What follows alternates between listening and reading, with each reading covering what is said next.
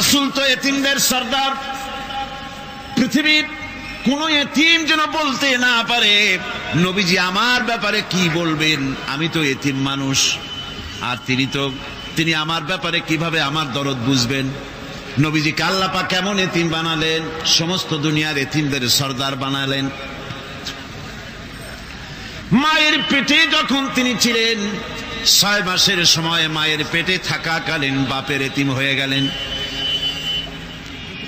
যখন প্রসব বেদনা শুরু হয়েছে মায়ের, দুনিয়ায় যখন তিনি আসবেন, হযরতে আমেনা ঘরের ভিতরে বসে তার অবস্থাটা কি, এই সন্তান পৃথিবীতে আসতে পারে যিনি সবচাইতে বেশি খুশি হবেন তিনি তো আজ দুনিয়ায় নাই। মনের ভিতরে কত কষ্ট।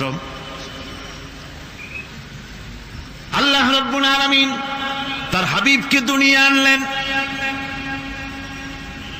রাসূলের দাদা ঘরের সামনে তাঁবুর সামনে দাঁড়ায়া তায়েফ থেকে আগত সাদিয়া গোত্রের লোকদেরকে বলতেছেন, এই ঘরের ভিতরে একটা এতিম বাচ্চা আছে, বেশি টাকা কড়ি দেওয়া যাবে না, যদি দয়া হয় নিয়ে যাও। গরিব মানুষ, এতিম মানুষ দেখে শুনে কেউ আর নিতে চায় না। সবশেষে এলেন ভাগ্যবতী মেয়ে, ভাগ্যবতী মহিলা হযরতে হালিমাতুস সাদিয়া। তিনি এসেছেন, কোনো ছেলে পেলে পায় নাই, সকলের শেষে তিনি এসেছেন। আব্দুল মুত্তালিব বলছেন, এই ঘরের মধ্যে একটা এতিম বাচ্চা আছে, দয়া হলে নিয়ে যেতে পারো। তিনি স্বামীর সঙ্গে পরামর্শ করলেন, এরপরে বললেন যদি দেখতে অন্তত ভালো হয়, মন যদি ভালো লাগে নিয়ে যাব, একেবারে খালি হাতে ফিরে যাওয়ার চাইতে তো ভালো। হযরতে হালিমা বলেন, আমি ঘরের মধ্যে প্রবেশ করলাম, মা আমিনার কোল থেকে শিশু মুহাম্মদ সাল্লাল্লাহু আলাইহি সাল্লামকে যখন আমি কোলে নিলাম, আমি হুজুরের চেহারার দিকে নজর করে দেখলাম, আমার কাছে মনে হলো যেন পূর্ণিমার চাঁদটা আমার কোলে ধরা দিয়েছে। রাসূল কি শিশু মুহাম্মদ সাল্লাল্লাহু আলাইহি সাল্লাম কি যখন নিয়ে বাড়ির দিকে রওনা হলাম, যে গাধা আমার সকলের পেছনে এসেছে সেই গাধা এখন সকলের আগে ছুটে চলে যায়। এরপরে বাড়ি যখন নিয়ে গেলাম, কুয়ায় পানি বাড়লো, গাছে ফসল বাড়লো, খেজুর গাছে খেজুর বাড়তে লাগলো, জমিনে ফলন বেড়ে গেল। রাসূলের দুধ বোন সাইমা রাসূলকে নিয়ে মুহাম্মদ সাল্লাল্লাহু আলাইহি সাল্লাম তাকে দোলনা নিয়ে দোল দিতেছে। কি আশ্চর্য অবস্থা! সাইমা তাকে দোল দিচ্ছে আর বলতেছে, বেঁচে থাকুক মুহাম্মদ সাল্লাল্লাহু আলাইহি ওয়াসাল্লাম, সে দীর্ঘজীবী হোক। কবি লিখতেছেন, কি আশ্চর্য কথা, বেদুইন বালিকা কারে নিয়ে দোল দেয় সে কি তা জানে? বিশ্বনবী মুহাম্মদ রাসূলুল্লাহ সাল্লাল্লাহু আলাইহি ওয়াসাল্লাম এভাবে এতিম অবস্থায় জীবন তার শুরু হলো। যখন তিনি ফিরে এলেন 6 বছর বয়সের সময়, যখন মায়ের কাছে তিনি ফিরে এসেছেন, প্রতিদিন তিনি খেলা দেখতে যান ময়দানে। ইতিহাসের মধ্যে লেখা হয়েছে, মা প্রতিদিন সন্ধ্যার সময় তাকে ফিরে পান।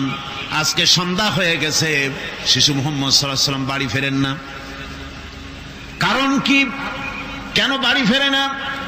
সন্ধ্যার দিকে তিনি চলে গিয়েছেন পাহাড়িয়া ময়দানে, যে দেখেন ধুধু করতেছে, চতুর্দিকে সন্ধ্যা হয়ে গেছে, অন্ধকার হয়ে গেছে, কোনো ছেলে পেলে নাই, কেউ নাই।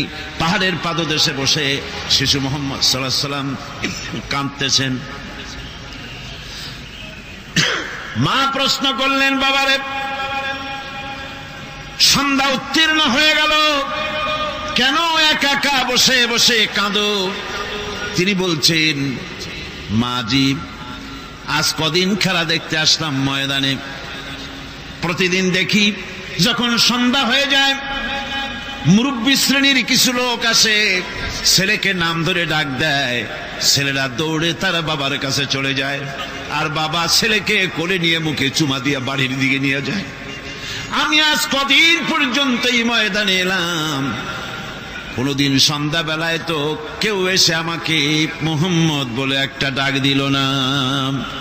আমার আব্বা কি নাই? আল্লাহ রাব্বুল আলামিন আলামিন বলেন, আলাম ইয়াজিদকা ইয়াতীমান ফাআওয়া, এরকম এতিম অবস্থায় পেয়ে আমি কি আপনাকে আশ্রয় দেই নাই? আপনাকে আমি পেয়েছি এতিম অবস্থায়, এরপরে আমি আপনারে আশ্রয় দিলাম। ওয়া ওয়াজাদাকা দাল্লান ফাহাদা, এরপরে আমি আপনাকে পথ হারা পেলাম, আমি আপনাকে পথের দিশা দিয়া দিলাম। ওয়া ওয়াজাদাকা আইলান ফাআগনা, এরপরে আমি আপনাকে দরিদ্র অবস্থায় পেয়েছি, তারপরে আমি আপনার দারিদ্র মুক্ত করেছি আপনাকে। সুতরাং ফাআম্মাল ইয়াতীমা ফালা তাকহার ওয়া আম্মাস সাইলা ফালা তানহার ওয়া আম্মা বিনি'মাতি রাব্বিকা ফাহাদ্দিস। সুতরাং নবী, এতিমের প্রতি নির্মম ব্যবহার করো না, এতিমের প্রতি ভালো ব্যবহার করো, নির্মমতা দেখাইও না। আর ভিক্ষুককে ধমক দিও না, রূঢ়তা দেখিও না, আর আল্লাহর নিয়ামতের প্রশংসা করো।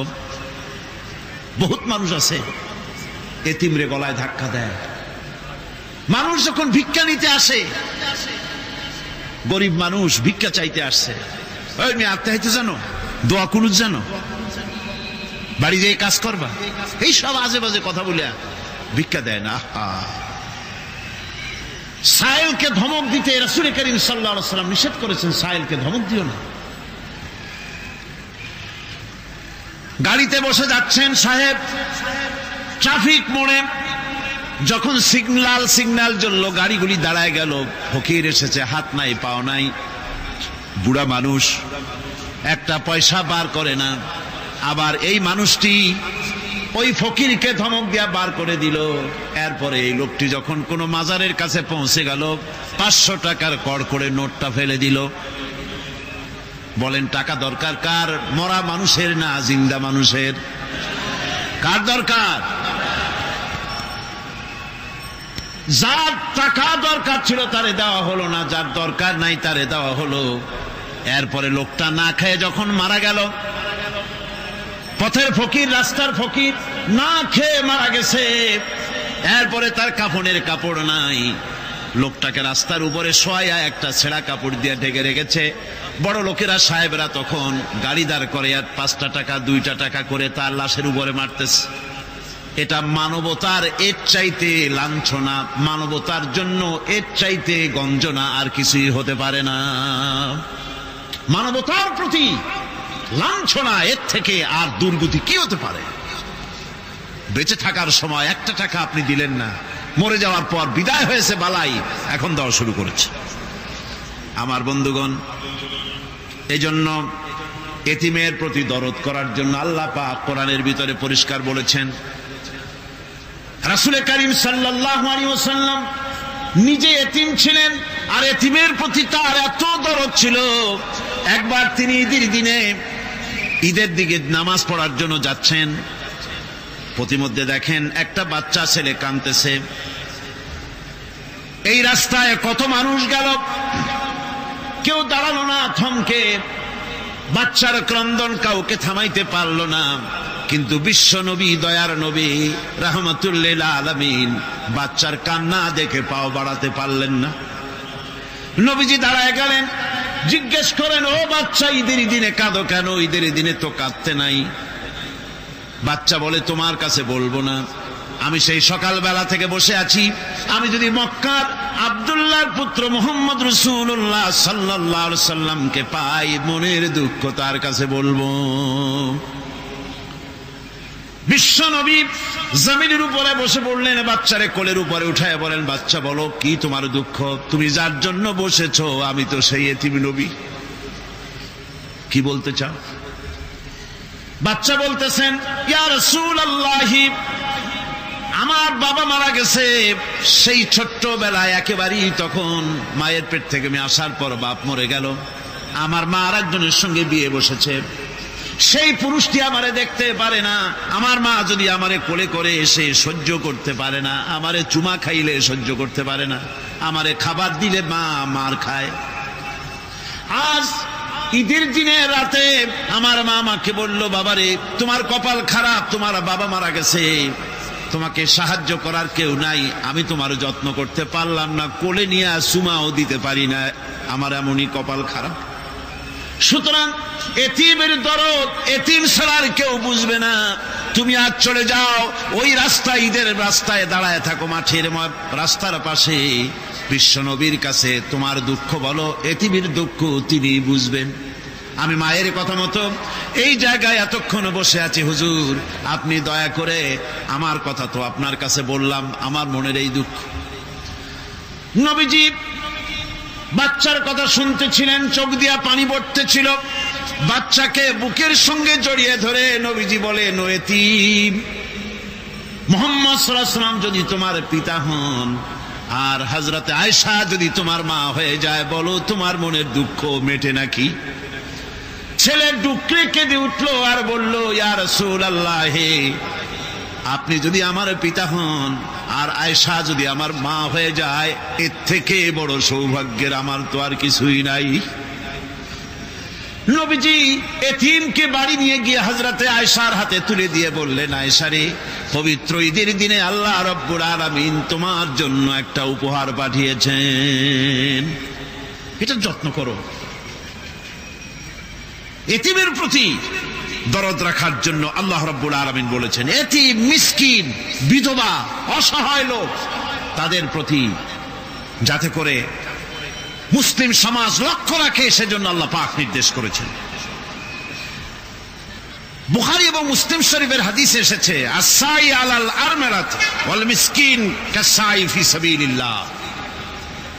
বিধবাদের জন্য, মিসকিনের জন্য কেউ যদি কোনো উদ্যোগ গ্রহণ করে, কেউ কোনো সাহায্য দেয়, জিহাদের ময়দানে জিহাদ করে আল্লাহর রাস্তায় যে সওয়াব পাওয়া যায়, যে মর্যাদা পাওয়া যায় আল্লাহর কাছে, এতিম, মিসকিন, বিধবাকে সাহায্য করলে সেই সওয়াব আল্লাহ রাব্বুল আলামিন আমলনামায় দিয়ে দেন।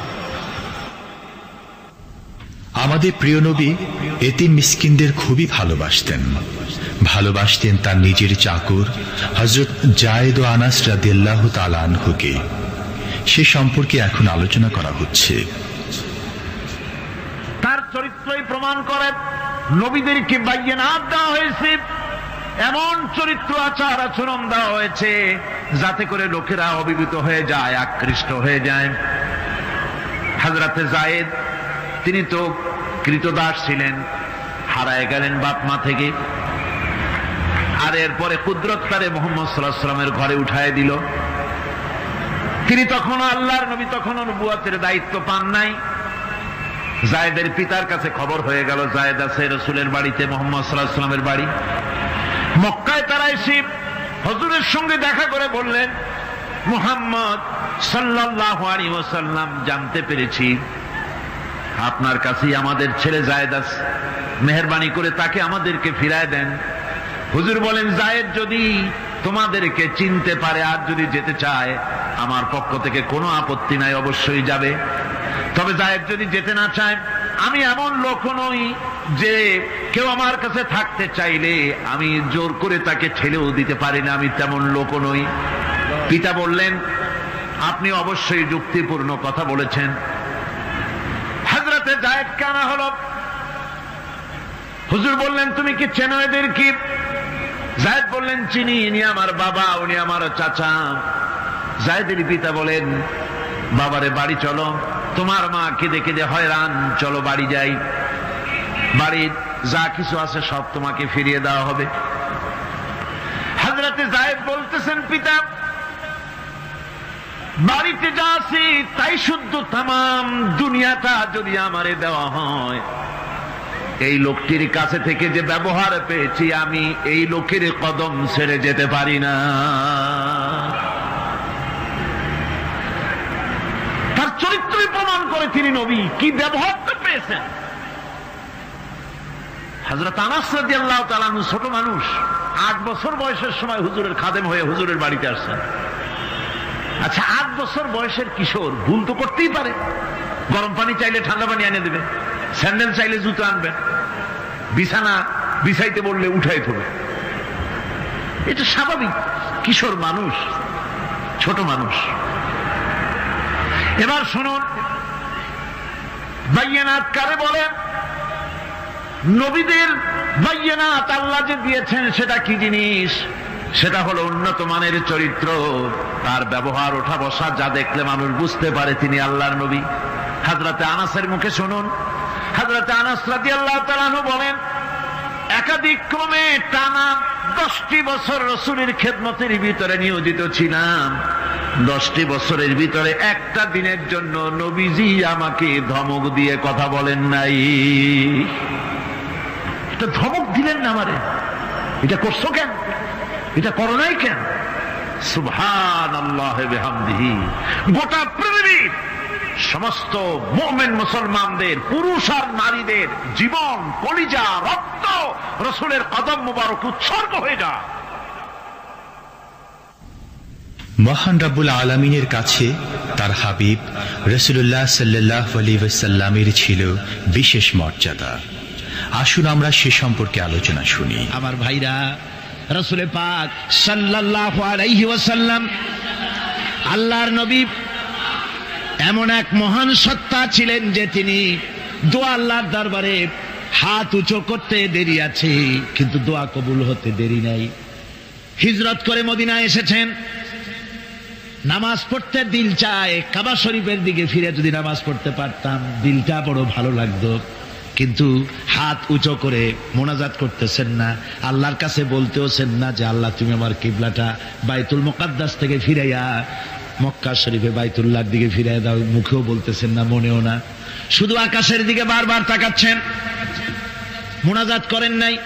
মনে মনে আশা পোষণ করতেছেন যদি এমন একটা ওহী নাজিল হয়ে যেত। আল্লাহ রাব্বুল আলামিন সঙ্গে সঙ্গে রাসূল জোহরের নামাজ পড়তেছিলেন, 2 রাকাত পড়া হয়ে গেছে, এমন সময় ওহী নাজিল হয়ে গেল, ক্বাদ নারা তাকাল্লুবা ওয়াজহিকা ফিস সামা। ও নবী, আমি দেখতে পেয়েছি বারবার আপনি আকাশের দিকে তাকাচ্ছেন। সুবহানাল্লাহ, আমি দেখতে পেয়েছি।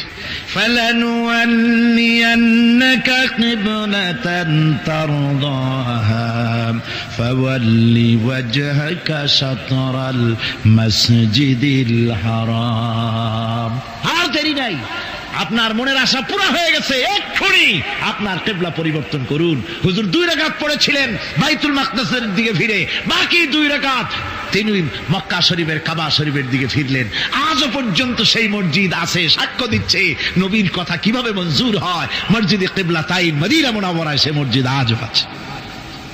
ভাইরা আমার, রাসূল পাক সাল্লাল্লাহু আলাইহি ওয়াসাল্লাম এত বড় মর্যাদা সম্পন্ন ব্যক্তিত্ব, মহান ব্যক্তিত্বের উম্মতের মধ্যে আল্লাহ আমাদের শামিল করেছেন। শুকরিয়া স্বরূপ আমরা পড়ি আলহামদুলিল্লাহ। জোরে সরে পড়েন আলহামদুলিল্লাহ। আমার ভাইরা, মর্যাদা এত বেশি আল্লাহ রাসূলকে আল্লাহ রাব্বুল আলামিন দান করেছেন। এই পৃথিবীতে কোন মানুষের সঙ্গে যদি আপনি বেয়াদবি করেন, তিনি আপনার বাপ হোক, তিনি আপনার মা হন, অথবা আপনার উস্তাদ হন, অথবা আপনার পীর হন, যে কেউ হোক না কেন, কারো সঙ্গে যদি কোনো বেয়াদবি হয়ে যায় তো শুধু একটা বেয়াদবি ছাড়া আর কিছুই না। কিন্তু নবীজির সঙ্গে যদি কেউ বেয়াদবি করে, সেটা শুধু বেয়াদবি থাকে না, কুফরি হয়ে যায়। কি হয়ে যায়? কুফরি হয়ে যায়। রাসূলুল্লাহকে কেউ তাওহীন করলে, অসম্মান করলে, সমালোচনা করলে কাফের হয়ে যায়। যারা বলেন কি হয়ে যায়?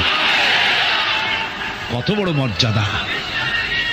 রাসূল পাক সাল্লাল্লাহু আলাইহি ওয়াসাল্লাম, তার সামনে সাহাবায়ে কেরাম বসা, হুজুর কথা বলছেন, সাহাবায়ে কেরাম তারাও কথা বলছেন। কথা বলতে বলতে এক পর্যায়ে সাহাবীদের গলার আওয়াজ বড় হয়ে গেছে, হুজুরের গলার আওয়াজ শোনা যায় না, সাহাবীদের গলার আওয়াজটা বড় হয়ে গেল।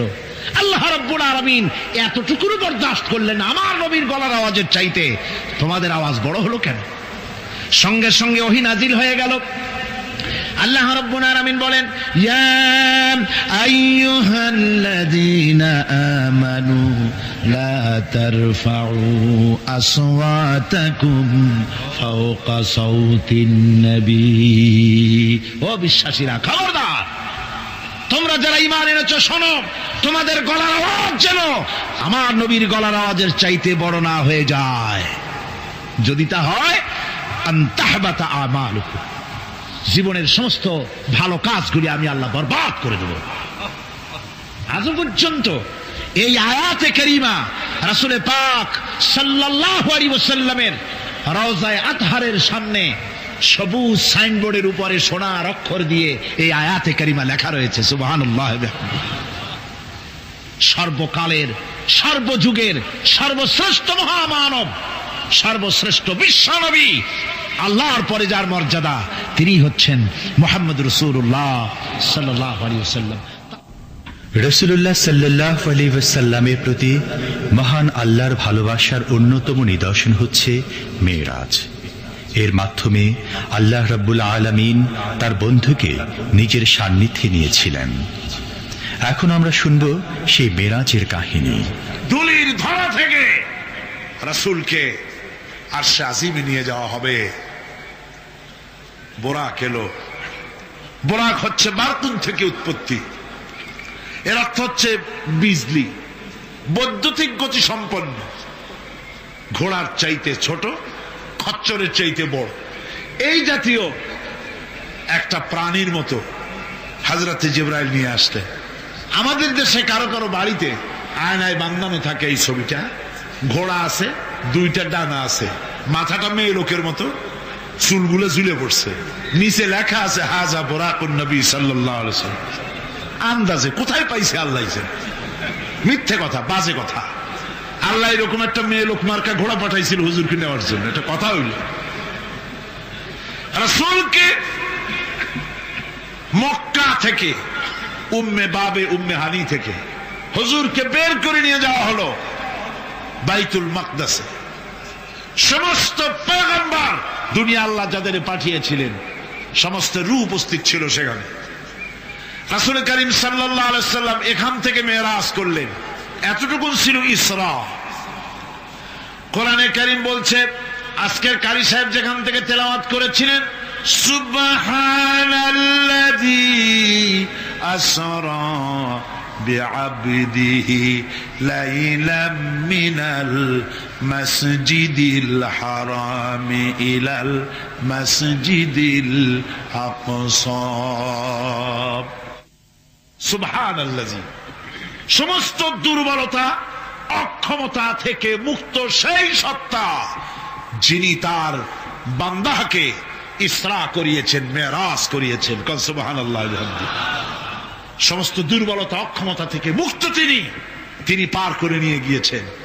তারপরে মুহূর্তের ভিতরে মহাশূন্য পাড়ি দিয়ে, সেই মহাশূন্য মানে কি? এইখান থেকে সূর্য কত দূরে জানেন না? 9,30,00,000 মাইল দূরে এখান থেকে সূর্য। সেই সূর্য, তারপরে রয়েছে গ্যালাক্সি, মিল্কি ওয়ে, গ্রহ নক্ষত্র, সে যে কত দূরে, যে সমস্ত তারকা, এমন বহুত তারকা আছে যে তারকা সৃষ্টির পর তার আলো পৃথিবীর মাটি আজ পর্যন্ত স্পর্শ করে নাই, অথচ আলোর গতি প্রতি সেকেন্ডে কত মাইল? 1,86,000 মাইল। এই 1,86,000 মাইলের সেকেন্ড, এর মিনিট, এর ঘন্টা, এর দিন, এর সপ্তাহ, এর মাস, এর বছর, এটাকে বলা হয় লাইট ইয়ার, আলোকবর্ষ। সেই তারকা তৈরি হওয়ার পর কত সহস্র সহস্র লাইট ইয়ার চলে গেল, আজও পর্যন্ত সেই তারকার আলো পৃথিবীর মাটি স্পর্শ করতে পারে নাই। তাহলে সেই তারা কোথায়? আল্লাহ রাব্বুল আলামিন তার হাবিবকে চাঁদ, সূর্য, গ্রহ, নক্ষত্র, মহাশূন্য পাড়ি দিয়ে, তারপরে 7 আকাশ পাড়ি দিয়ে সিদরাতুল মুনতাহা পর্যন্ত নিয়ে গেলেন। জোরে কোন সুবহানাল্লাহ। এবার সিদরাতুল মুনতাহা পর্যন্ত যাওয়ার পথে যত ঘটনা ঘটল, সেগুলো আপনারা ইতিহাস থেকে পড়ে নেবেন, ওগুলি বলার সময় আমার কাছে নাই। সিদরাতুল মুনতাহায় যাওয়ার পর হযরতে জিবরাইল বলেন, আর আমি যেতে পারবো না, এটা হলো বিপজ্জনক বর্ডার। আমি যদি আর এক চুল অগ্রসর হই তাহলে আমি জ্বলে পুড়ে ছাই হয়ে যাব, আমার আর যাওয়ার অধিকার নাই। হুজুর সেখানে বসে থাকলেন। জিবরাইল বলে গেলেন, এখান থেকে আপনাকে নেওয়ার কুদরতি ব্যবস্থা হয়ে যাবে।